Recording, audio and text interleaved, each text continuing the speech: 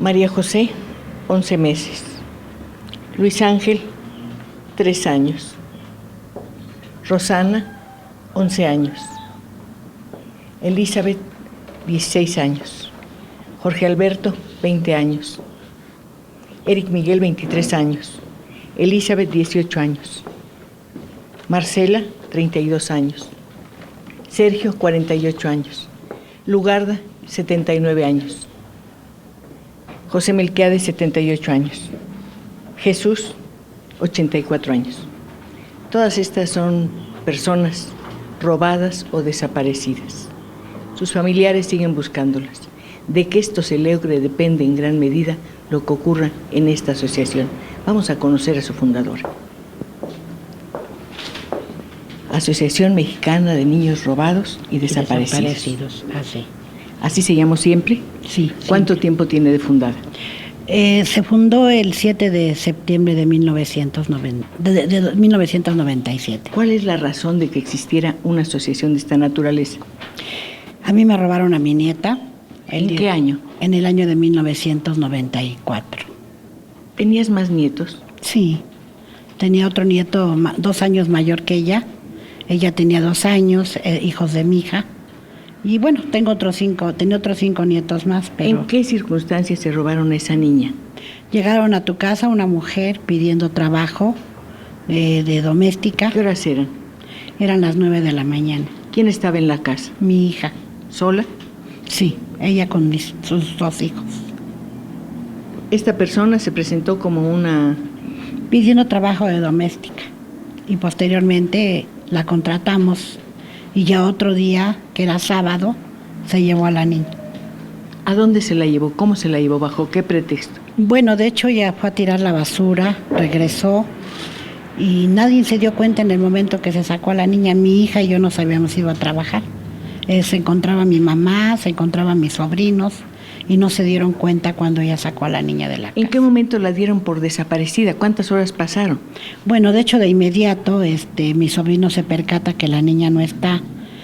Yo hablo por teléfono porque en ese entonces no había celulares ni nada de eso y me dice que la niña ya había desaparecido. Mi hija y yo Sí. nos dirigimos rápidamente al domicilio.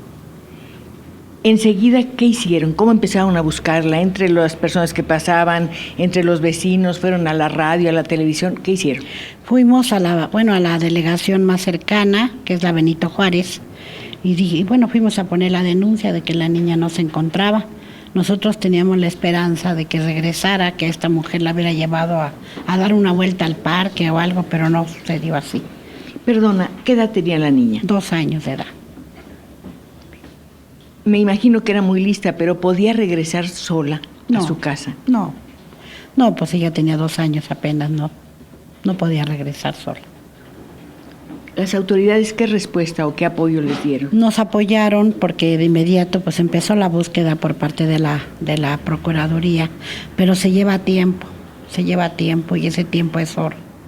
De hecho, yo a las patrullas les daba la fotografía con la esperanza de que me ayudaran a buscarla. Es muy angustioso ver precisamente esas fotografías donde se dan datos de la persona extraviada o robada. ¿Cuáles eran los datos, las señas que ustedes proporcionaban de tu nieta? Yo me recordaba que mi niña tenía un lunar en el cuello. Eso era la seña particular. Con esa seña tan pequeña, para muchas personas imperceptible, ¿es posible localizar a alguien? No, de hecho, pues decíamos que tenía un lunar, que tenía una alergia, porque fíjate, hay algo que nosotros ya teniendo la asociación, le hemos puesto cuidado. Las señas particulares son muy importantes para dar con el paradero de una persona. Cuando hablamos de señas particulares, ¿a qué nos referimos concretamente y en un terreno profesional? Por ejemplo, la dentadura, lunares, pecas, cicatrices. Las huellas digitales son importantísimas. ¿Es importante sacar las huellas digitales de un bebé? Claro que sí. ¿En el hospital? Desde que nace es muy importante. De hecho, nosotros aquí en la asociación elaboramos una tarjeta de identificación para que tengan los 10 dedos de los niños. Es importante, por ejemplo, cuando se sacan las huellas, que los dedos se muevan de un lado a otro para que queden palpables. De otra manera no sirven las huellas. Ustedes lamentablemente no tenían esos datos de tu No había niña. nada, no teníamos nada. ¿Fotos recientes? Sí, fotos sí, porque yo compré una cámara de video y acostumbraba a sacarles todas las gracias y movimientos que mis nietos hacían, pues las grababa. Y afortunadamente sí contábamos con muchas fotografías. ¿Cuál fue la reacción de los hermanos de la niña extraviada? Bueno, mi niño tenía apenas 4 años, ella tenía 2 años. La verdad, pues el niño empezó a llorar, se puso triste. Y pasa algo muy curioso, cuando pierdes a un ser querido, te olvidas de los que tienes.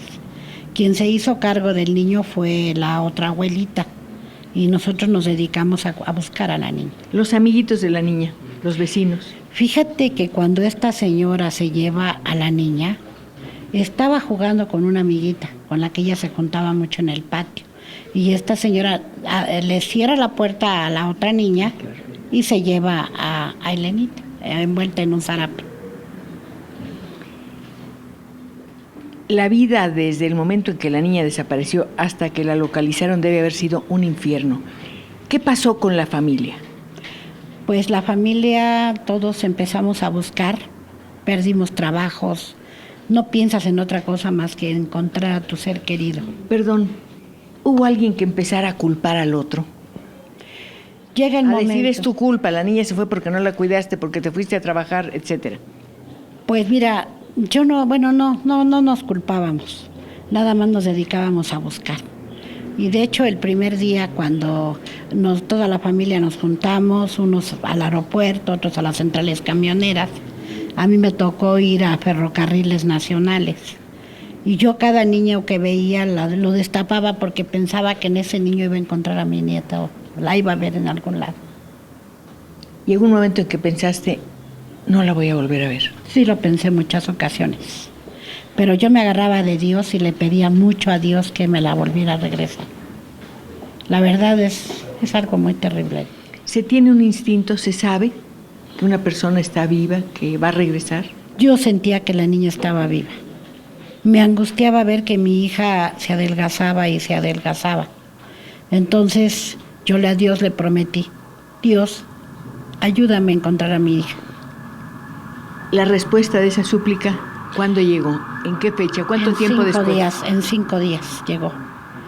Yo ya llevábamos 45 días y me hinqué en tu casa, le dije, Diosito, ayúdame a encontrar a mi nieta, yo te prometo ayudar a otras personas que están pasando por esto. O sea que Elenita pasó 50 días fuera de casa. Así es, 50 días.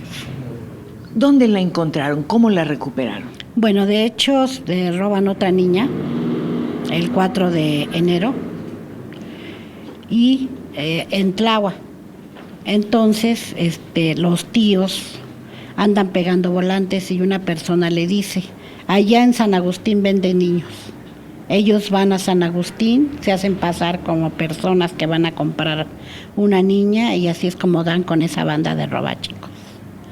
Recuperan a su nieta, a su sobrina y la Procuraduría inmediatamente se trasladaron y detuvieron a las personas y entregaron a mi nieta. ¿Ustedes tuvieron que pagar un rescate? No, ni un centavo. La Procuraduría nunca nos pidió dinero ni nunca pagamos dinero por nada. ¿Qué día volvió Elena a su casa? Ella volvió el 9 de enero de 1995. Una fecha inolvidable para toda la familia.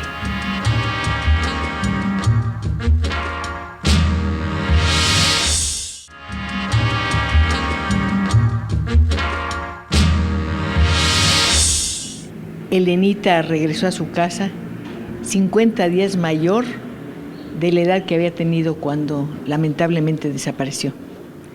¿Cuál fue la reacción de Elena cuando los vio a ustedes? No nos conocía. Ella abrazaba a la señora que la tenía, o sea, la señora que la había comprado. La abrazaba. Ella decía que ella era su mamá. Pasó... ¿Esto dónde ocurrió? ¿Esta escena dónde ocurrió? En la Procuraduría. Porque cuando ya la detienen, nosotros nos presentamos a la Procuraduría y ahí es la primera vez que mi hija la ve y yo la veo y la niña no nos conoce. ¿Cuál fue la actitud de la secuestradora? Bueno, de hecho la secuestradora ya estaba detenida, llegaron los agentes con ella y con la persona que dirigía la banda llegaron y los encerraron. ¿Quién dirigía la banda? Un señor de nombre Rodolfo Noriega, que es la persona que mandaba a esta mujer a robarse a los niños. ¿Ella sintió alguna vergüenza frente a ustedes? ¿Demostró algún arrepentimiento? Digamos? No, para nada. De hecho, cuando fueron las audiencias, la mamá de Esmeralda decía... ¿Quién es Esmeralda? La otra niña de 2 años que también se robó el 4 de enero. Decía que había camionetas que andaban, que andaban vigilando su casa. Y ella contesta desde las rejas, dice, yo acepto que me robé a su hija, pero no acepto que diga que la andamos vigilando. Entonces, pues no había ningún remordimiento sobre ella. Imaginemos el momento en que ustedes regresan a casa. ¿Quiénes fueron a recoger a Elena? Mi hija y una servidora, mis hijos, toda la familia fuimos a recogerla. ¿Fueron en automóvil alquilado, en su coche? Bueno, fuimos en transporte público porque relativamente el coche que yo tenía se había descompuesto. Se lo pregunto por una razón, porque si hubieran ido en el coche hubieran tenido una conversación diferente a la que pudieron tener en un transporte público, donde los podían oír otras personas. Transporte público. De hecho, mi hija y yo desde las 5 de la mañana estábamos en la Procuraduría, porque ya sabíamos que habían detenido a la mujer y estábamos esperando que nos dieran informes. Fuimos a la oficina del señor procurador, en ese entonces que yo no recuerdo su nombre, y nos dijo, ya la niña está en la Procuraduría. Me imagino que fue difícil creer que ese sueño se había realizado, pero cuando la vieron ya con ustedes en el transporte público de regreso a casa, ¿iba usted con ella? Sí, de hecho, pues ¿Iba cerca de ella, a su lado? Sí, me la iba cargando a mi hijo, porque una cosa muy curiosa que ha pasado en otros casos, que la niña a mi hijo, que era su tío, sí lo reconoció. Pero a su mamá y a usted su mamá y a mí no. Entonces mi hijo la llevaba cargada y nosotros pues ahí íbamos junto de ella. ¿Qué pasó cuando llegaron a casa? Cuando llegamos a casa, los vecinos habían organizado una fiesta. Había carteles en todo. Es un edificio muy grande en donde es tu casa, de 84 departamentos. Y había carteles con bienvenida a casa, todos te queremos, había pasteles, refrescos, todos los vecinos se organizaron.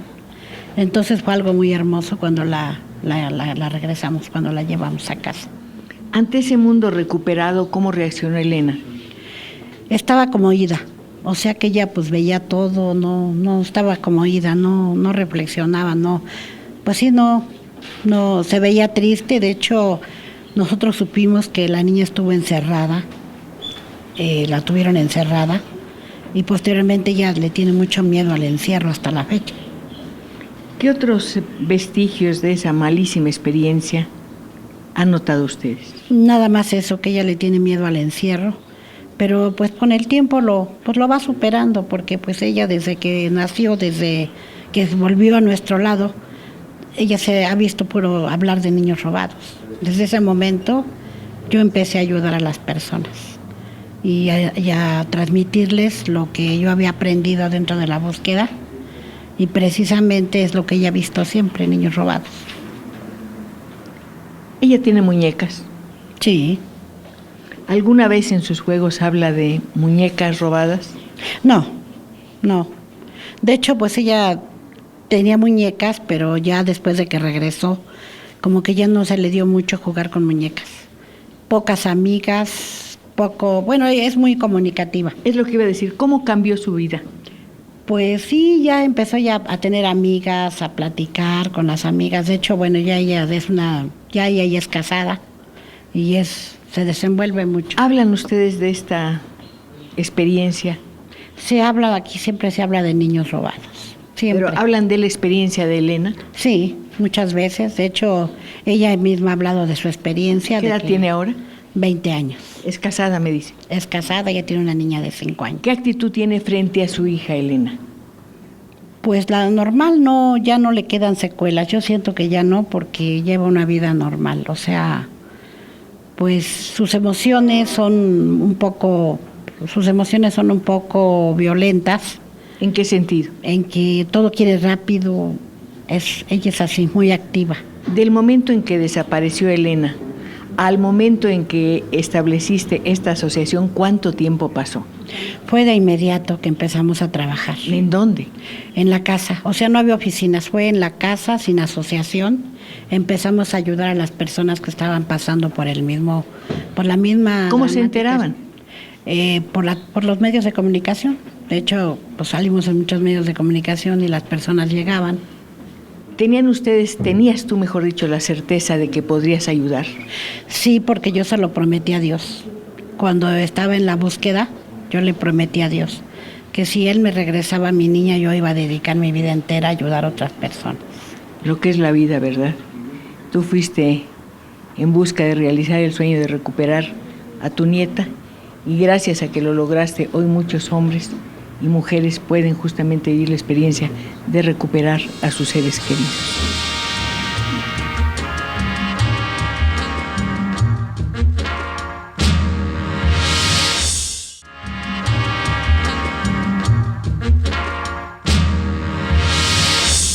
En una ciudad con tantos millones de habitantes debe ser muy difícil buscar una persona, pero te pregunto, ¿es lo mismo buscar a un bebé que una persona de 85 años? No es lo mismo porque, por ejemplo, los medios de comunicación se enfocan más en un recién nacido, en un bebé, que en una persona ya de la tercera edad. O sea, es mucho más fácil encontrar a un niño pequeño que a un anciano. Pero un anciano tiene lenguaje, tiene vocabulario para decir cómo se llama, quién es, de dónde vino, en qué momento se extravió. Pero no sé, la sociedad se enfoca más en los niños que en la gente adulta. Buscar es un verbo muy complicado. Investigar es paralelo. ¿Ustedes buscan e investigan? E investigamos. De hecho, el apoyo que se le da a los familiares es de hospedaje, alimentos, asesoría jurídica y de todo, o sea, todo lo que se necesita para poder dar con el paradero de una persona.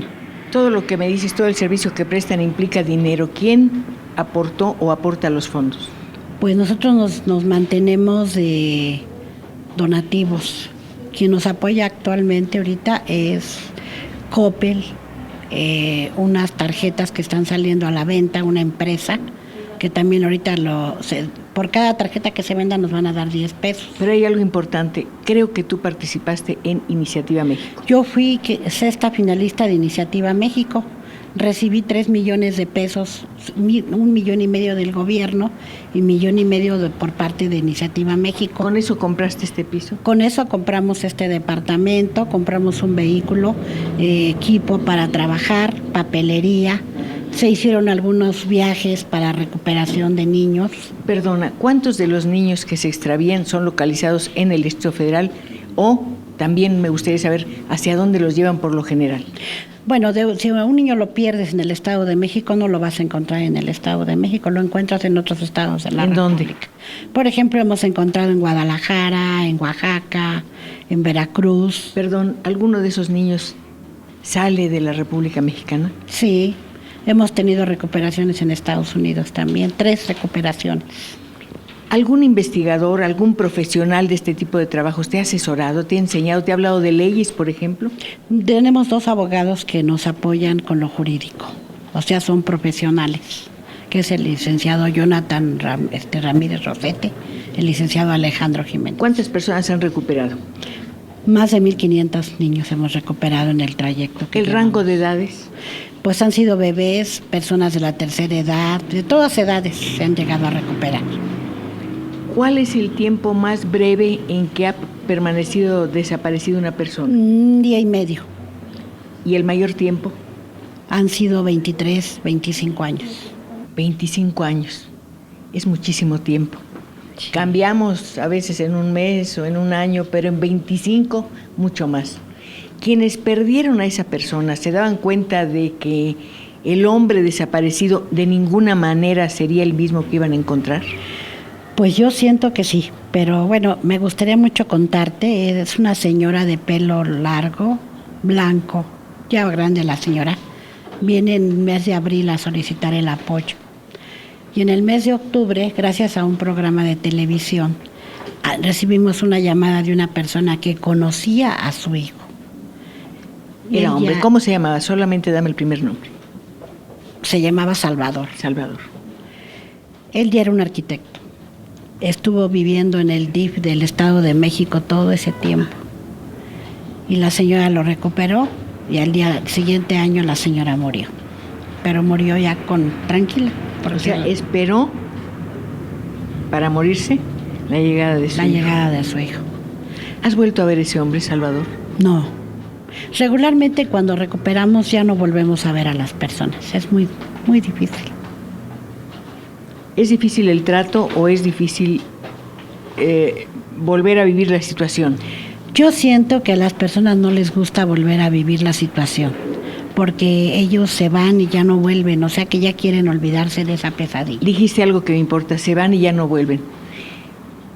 Miré en el tablero de las personas en cuya búsqueda están, que hay quienes tienen 16 años, 18 años, 24 años, 32 años. ¿Cómo sabemos que esas personas se extraviaron y no que se fueron voluntariamente? Se detecta cuando es una ausencia voluntaria, y una ausencia voluntaria es fácil localizarlo. ¿Cómo se detecta una ausencia voluntaria en casa? Porque, por ejemplo, la primera pregunta que se les hace a los papás es de que si tuvieron problemas. Nosotros les hacemos un cuestionario por parte de las psicólogas muy adentro para saber qué es lo que está pasando. Entonces, cuando sabemos que hay problemas entre los familiares, sabemos que la niña se fue o el niño se fue de casa. Y entonces hay una línea de investigación dentro de la escuela, dentro de los amigos, y se da rápidamente con ellos.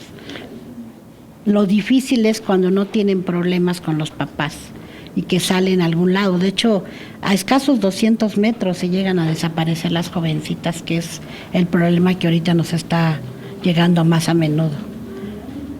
¿A qué lo atribuyes? Pues a la trata de personas, a que no se llevan a las jovencitas entre 12, 14, 16 años. Desgraciadamente esto está pasando. ¿Ha disminuido el número de bebés desaparecidos, mejor dicho, robados? Ha disminuido el número de bebés. ¿A qué lo atribuyes? A que, ya hay más cuidados, ya hay más prevención. Somos más los que estamos interesados en la búsqueda de los menores, de los niños. De hecho, los últimos 2 bebés que fueron robados el año pasado fueron recuperados. Pero gracias a los medios de comunicación, a las autoridades, al conjunto que hacemos todos, unimos nuestros esfuerzos para poder buscar. A tu esfuerzo se suma el de muchos jóvenes estudiantes que vienen aquí a hacer su servicio social. Así es. ¿Cuántos son? UNITEC nos apoya. Ahorita tenemos 9 estudiantes. 9 estudiantes, 2 abogados y una mujer incansable. Una mujer que un día se propuso encontrar a su nieta y desde entonces ha recuperado a muchas personas y muchos niños. Se llama María Elena. No olvides su nombre. Muchas gracias.